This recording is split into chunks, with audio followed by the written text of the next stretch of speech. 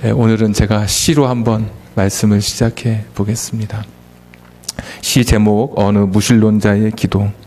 하나님, 당신의 제단에 꽃 한 송이 바친 적이 없으니 절 기억하지 못하실 겁니다. 그러나 하나님, 모든 사람이 잠든 깊은 밤에는 당신의 낮은 숨소리를 듣습니다.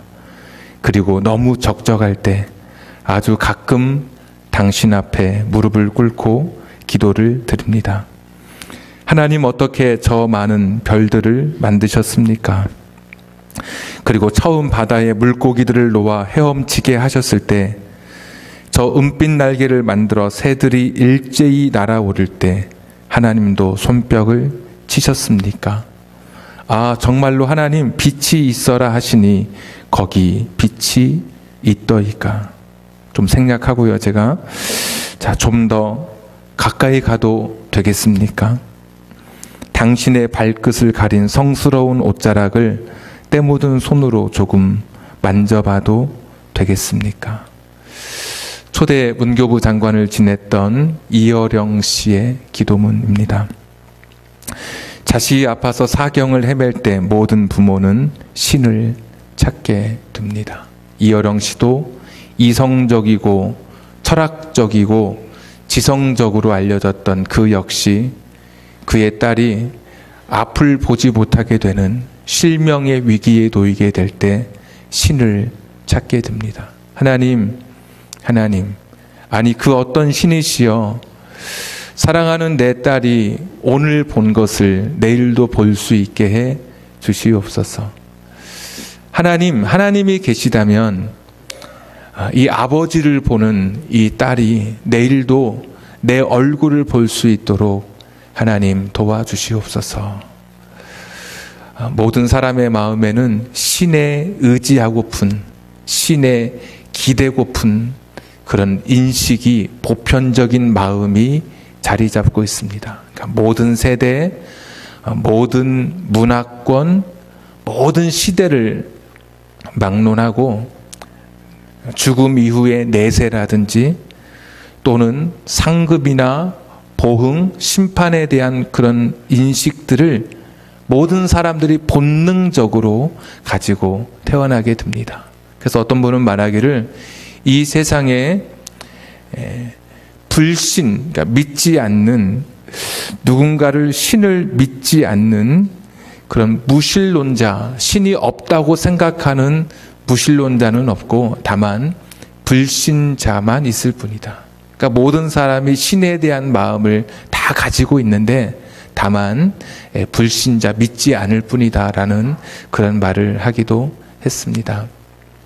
하나님께서는 사람들에게 당신이 누구인지를 좀 더 보여주기를 원하셨습니다. 그러니까 사람들의 마음속에 어딘가 신이라고 하는 그런 자리가 어떤 내 마음에 누구든지 어떤 시대든 그 공간에 자리 잡고 있는데 하나님께서는 그것을 좀 더 잘 보여주기를 원하셨습니다. 2개의 책을 주었는데 하나는 작은 책 성경을 주었습니다. 특별계시라고 부르는데 특별한 사람들에게 특별한 시간에 특별한 장소에 있는 사람들에게 주었었기 때문에 그냥 우리가 특별계시라고 부르지만 여기에는 하나님을 알 수 있는 그런 글들을 이 성경에 담아서 우리에게 주셨습니다. 2번째 책은 일반 계시라고 하는 모든 시대 모든 사람 누구에게나 알려져 있는 큰 책, 자연을 우리에게 주셨습니다. 오늘도 보니까 만물, 하나님께서 만드신 그 만물을 통해서 하나님이 누구신지 알 수 있도록 하나님께서 그렇게 하셨다. 읽었던 말씀 중에 20절에 보시면 창세로부터 그의 보이지 아니하는 것들 곧 그의 영원하신 능력과 신성이 그가 만드신 만물에 분명히 보여 알려졌나니 이렇게 되어 있죠. 이 만드신 만물이 헬라어로 포이에마인데 시를 나타내는 단어, 포임의 뿌리가 되는 그런 단어입니다. 걸작품, 우리가 그렇게 이야기하죠. 화가 또는 작가가 어떤 작품을 만들 때 자기의 혼을 실죠. 하나님께서도 이 자연, 만물이라고 하는 걸작품을 만드실 때 거기에 하나님의 혼을 불어넣으신 거죠. 하나님의 능력과 신성이 이 만드신 자연 안에 담겨져 있는 것입니다. 그래서 어떤 분은 이렇게 고백했더라고요. 우주는 하나님의 시요, 하나님의 노래이다. 꽃 한 송이를 보면 그 안에 그 큰 우주가, 심오한 우주가 담겨 있다라는 고백도 하고 있습니다.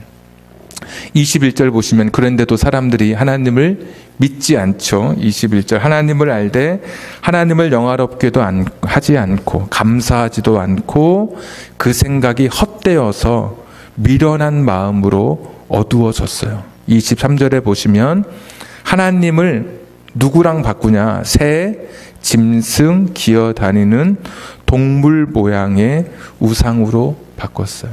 그러니까 하나님을 경배하고 하나님을 섬겨야 되는데 이 세상에 우상, 형상이 있는 우상으로 섬겨갔어요. 그러니까 하나님은 성경을 통해서, 자연을 통해서 하나님이 누구신지, 어떤 분이신지 자신을 드러내 보여주셨는데 사람들은 미련하고 마음이 어두워져서 깨닫지 못하고 힌두교에서는, 인도에서는 소를 숭상한다든지 젖소는 먹지만, 물소는 먹지만 암소는 먹지 않습니다. 내 자식이 굶어 죽어도 암소가 신이니까 소에게는 먹을 것을 줍니다. 인공위성을 쏘아 올리고도 고사를 지내죠. 어떤 분은, 저는 안 사봤지만 이야기하기를 웃고 죽은 돼지는 5,000원이 더 비싸다, 이런 이야기를 해요. 시장에 가도 인공위성을 쏘아 올리고도 얼마나 허망하고 어리석은 것인지. 자, 25절에 이렇게 이야기하죠. 하나님의 진리를 거짓 것으로 바꾸고 피조물을 조물줄보다 더 경배하고 섬김이라. 아니, 하나님은 영원히 찬송받으실 분이신데 오히려 조물줄을 경배하고 섬기게 되었다. 이것이 오늘 우리 인간의 실상이라고 하는 것을 오늘 보여주고 있습니다. 그러니까 하나님을 언제든지 교환 가능하고 대치가 가능한 그런 존재로 격화시켜버린 것이죠. 그러니까 절대적인 하나님을 상대화시킨 것이죠. 항상 상수인 하나님을 변수처럼 여겨버리는 것이죠. 항상 그 자리에 계셔야 할 그 하나님을 나의 필요에 따라 내 등 뒤로 그 자리를 낮추어서 피조물을 그 위에 세우고 다른 것을 그곳에 세우고 다른 것을, 하나님을 낮추어 버린 것, 이것이 오늘 저와 여러분이 살아가는 인간의 실존인 것을 말하고 있습니다. 이 세상에 하나님을 알지 못하고 살아가는 사람들이 가지고 있는 그 모습, 하나님을 알 수 있는 모습을 보여줬는데도 얼마나 어리석은지, 물을 떠놓고 그리고 어떤 나무 아래에서 이상하게 생긴 돌 앞에서 피조물에 불과한데도 창조자의 자리에 놓고, 조물주의 자리에 놓고 섬기고 있는 어리석은 모습을 이야기하고 있죠. 그러니까 하나님과의 바른 관계가 깨어져 버린 그런 모습을 이야기합니다. 근데 성경은 여기서 끝나지 않습니다. 보이지 않는 하나님과의 관계가 깨어져 버린 것은 필연적으로 무엇이 뒤따라오냐면 보이는 사람과의 관계에 영향을 미치는 거예요. 여러분, 하나님 보여요? 보이는 분은 엄청나게 영성이 깊거나 굉장한 깊은 단계에 들어갔거나 아니면 굉장히 이상한 분입니다. 사실 하나님은 안 보이죠. 지금 이런 시공간의 상태에서 하나님을 만지거나 눈으로 보는 것은 불가능합니다. 우리가 환상으로 또 영의 마음으로 느끼고 보고 음성을 듣고 그런 것이지 하나님은 보이지 않으시죠. 그런데 보이지 않은 하나님과의 관계가 이렇게 흐트러지면 아무 표시가 안 날 것 같은데 그렇지 않아요. 사람과의 관계가 보이는 사람과의 관계에 영향을 미쳐요. 어떤 영향을 미치냐? 26절부터 27절에 보시면 여러분이 막 이렇게 알고 있었던 동성애에 대한 이야기가 나오고 있죠. 동성애가 가장 큰 죄여서 여기에 먼저 나온 게 여러분 아닙니다. 오늘 동성애에 대한 이야기하는 시간은 아니지만 만약에 어떤 한 사람이 한 동성을 사랑한다고 해보십시오. 그런데 그 사람의 죄가 더 클까요? 아니면 한 사람이 동성애의 반대말은 이성애입니다. 이성애자. 남자가 여자를 사랑하고 여자가 남자를 사랑하고. 근데 한 사람만을 사랑하는 동성애자가 있고 수십 명의 사람과 난잡한 삶을 살아가는 이성애자가 있다고 할 때 여러분 하나님께서 동성애자는 더 크게 심판하시고 더 많은 난잡하게 살아가는 그 이성애자는 하나님이 동성애자보다 가볍게 여기실까요? 그건 아닌 거죠. 그러니까 오늘 동성애가 먼저 나온 것은 절대로 가장 그 죄 중에 큰 죄여서 여기에 나온 게 아닙니다. 순서대로 하나님과의 관계가 깨어지면서 인간과의 관계가 깨어져 버린, 인간이 인간에게 가져야 할 바른 관계가 있잖아요. 그 바른 관계가 깨어져 버린 그 모습으로 동성애를 처음에 앞에 놔두었을 뿐입니다. 그러니까 순리는 남자가 여자를, 여자가 남자를 사랑하는 것이죠. 그런데 하나님과의 관계가 깨어진 사람들이 이것을 영리로, 이 사람과의 관계도 깨어져 버린 거예요. 동성애는 무슨 유전적인 영향, 과학적인 측면에서 접근하기에는 변명이 안 돼요. 분명하게 이 동성애는 죄예요. 그거는 분명한 거예요. 그 누구도 부인할 수 없어요. 하나님과의 관계가 깨어진 사람들에게 찾아온 인간관계의 깨어짐, 인간관계의 이 관계가 잘못된 사람들이 가지고 있는 첫 번째 모습이 동성애. 그러니까 우리가 생각할 때도 이게 안 맞잖아요. 그러니까 그런 모습으로 오늘 동성애가 언급이 돼요. 그러니까 그 정도로 보이지 않은 하나님과의 관계가 깨어진 사람은 사람과의 관계에서도 이것이 깨어지게 되어 있어요. 그것뿐만이 아닙니다. 28절부터 31절, 2절까지 보시면 21가지의 죄의 목록이 여기에 기록되어 있어요. 29절 보면 불의, 추악, 탐욕, 악이 가득하고 시기, 살인, 분쟁, 사기, 악독이 가득하고 수근수근하고 비방하고 하나님께서 미워하시는 자인데 밑에 내려가 보면 하나님을 미워하는 자라고 되어 있죠. 능욕하는 자, 교만한 자, 자랑하는 자, 악을 도모하고 부모 거역하고 우매하고 약속 안 지키고 정의 없고 무자비하고 긍휼이 없고 21가지의 죄가 나와요. 이게 다 뭐죠?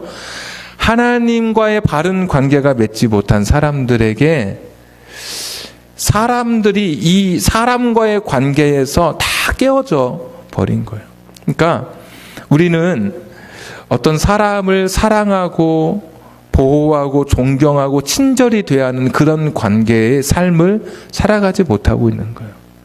누군가를 사기치려고 하고 누군가를 비방하고 누군가를 향해서 수군거리고 있고 누군가를 착취하려고 하고 부모를 거역하기도 하고 약속을 쉽게 깨버리기도 하고 이게 다 잘못된 관계예요.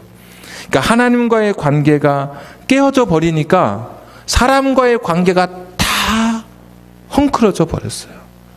그래서 에레미야 17장에 보시면 만물보다 거짓되고 심히 부패한 것은 마음이라. 만물보다 부패하고 거짓으로 가득한 것이 우리의 마음이다. 그러니까 우리 인생은 어떤 존재냐면 우리 요 앞에 아무리 이렇게 양복을 입고 있고 고상한 언어를 사용하고 아주 중후한 목소리를 이야기하고 굉장히 높은 어떤 지위에 있다 할지라도 그 사람의 마음은 무엇이냐? 만물보다 더 부패한 거예요. 저 산에 가서 삽으로 파면 막 썩은 밭에서 나는 그 퇴비 막 그 손에 대기 힘든 그런 썩어가는 것보다 더 썩은 것이 누구냐? 우리 인생이라는 게 우리 마음들. 우리 인간의 실존이 이거예요. 굉장히 대단하고 굉장히 고상한 것 같아도 오늘 성경이 이야기하는 것은 하나님과의 관계가 깨어진 사람은 그의 마음속이 부패와 거짓으로 가득 차 있는 거예요. 우리가 정치인들, 무슨 학자들, 미투 막 이야기 나오면서 그의 실상을 보게 되잖아요. 그것이 우리 인간이라고 하는 거예요. 성경은 이런 것을 가리켜서, 이런 사람을 가리켜서 죄인이라고 하죠.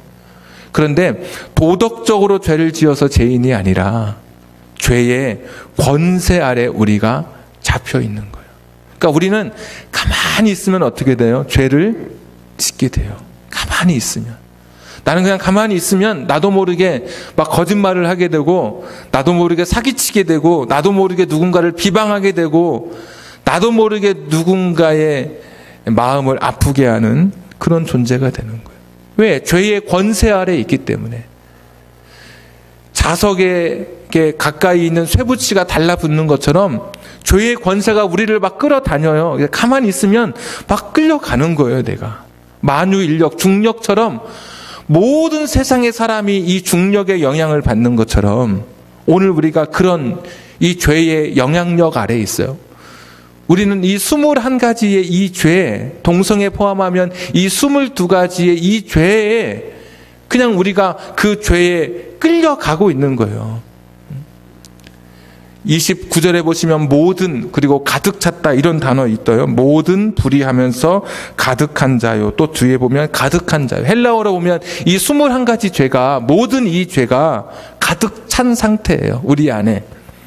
여기 서 있는 저도 여러분이 인사할 때, 저분 참 닮고 싶은 권사님, 저분 참 좋아, 이런 분도 21가지 죄가 가득 찼어요.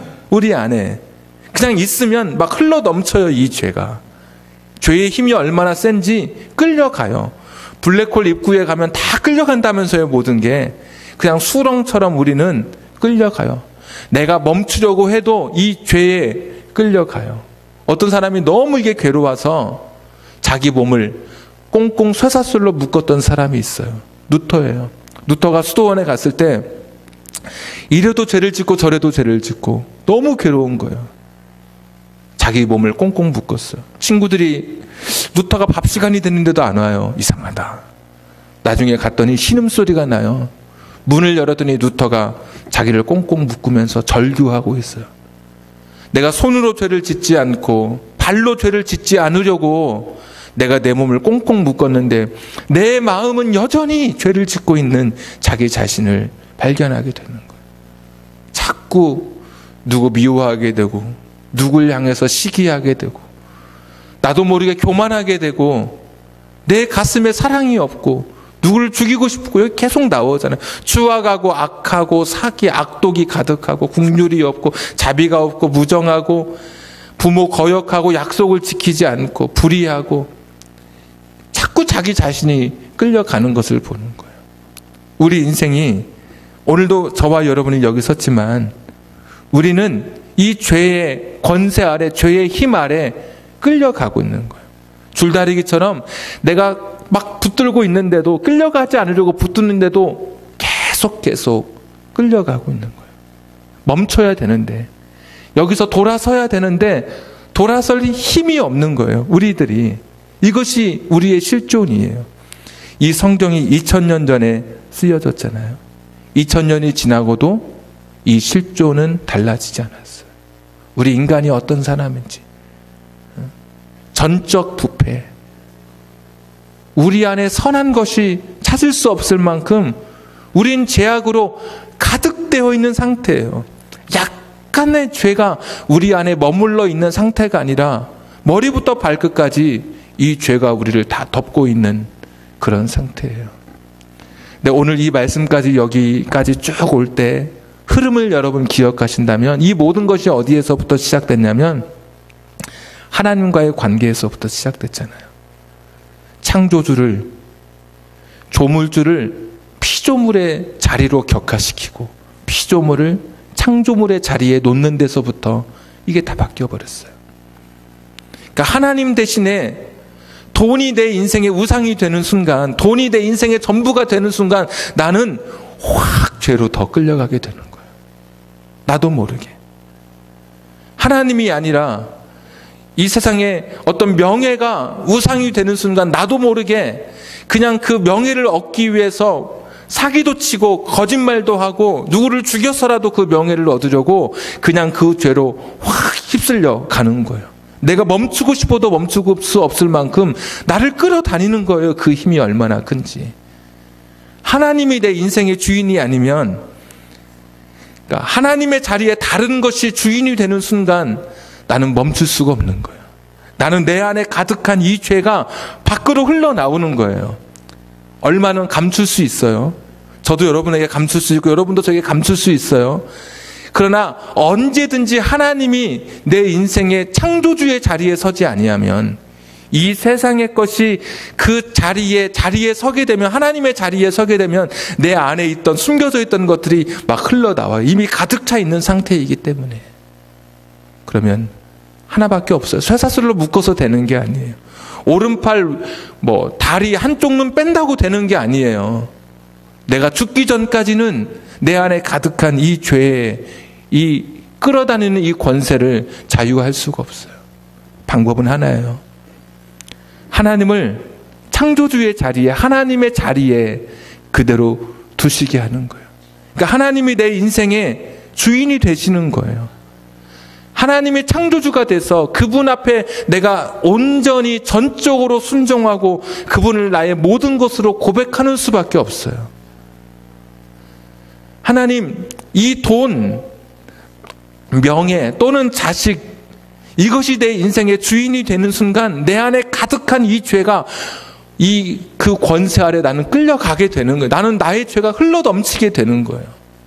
그러니까 하나님을 내 인생의 주인으로 고백하지 않으면, 하나님과의 관계가 바로 서지 않으면 우리의 인생의 관계는 언제든지 무너질 수밖에 없어요. 남의 집에 가서 냉장고 함부로 문 열어보는 분 없잖아요. 문 열기 전에 냉장고 문 열어봐도 돼? 이 안에 음료수 있는데 먹어도 돼? 물어보죠. 내 것이 아니니까. 내 인생의 주인이 하나님으로 고백하는 사람은 이렇게 해야 돼요. 하나님, 제가 돈을 너무 갖고 싶습니다.